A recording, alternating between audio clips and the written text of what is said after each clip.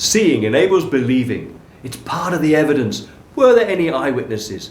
Crime dramas, law courts around the world, they demand eyewitness testimony. Okay, the 21st century has moved to CCTV as the best eyewitness testimony, but the seeing of an individual is still important. Yes, I saw the driver get out of the car and run towards the end house. That's my recent eyewitness testimony to a police officer. I was the eyewitness who refuted the driver's story. Eyewitnesses are always important, especially if the event was incredible, like a man rising from the dead. We all know the dead don't come back to life, well, barring those near-death experiences. Eyewitnesses were important for the early church, proclaiming that Jesus rose from the dead. It's unbelievable, because dead men don't come back to life.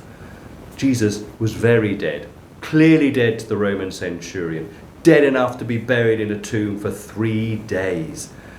And there were eyewitnesses to all this. They were women. Perfectly acceptable to us, but in ancient times, and I'm sorry to say this, no woman was considered a reliable eyewitness.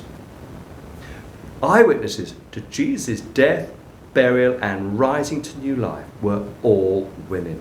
The men disciples checked up on their stories after them.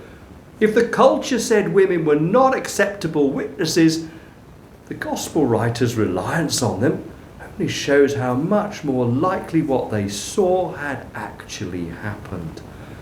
The Gospels repeatedly make the women the eyewitnesses. They saw the events as Jesus died, Matthew 27, Mark 15, Luke 23. The women saw where Jesus was laid in a tomb, Mark 15, Luke 23. The women went on the first day of the week to see the tomb, Matthew 28. The women saw the stone had been rolled away, Mark 16. The women saw the young man sitting on the right side, Mark 16. The women looked into the tomb and saw where Jesus' body had lain, Matthew 28, Mark 16.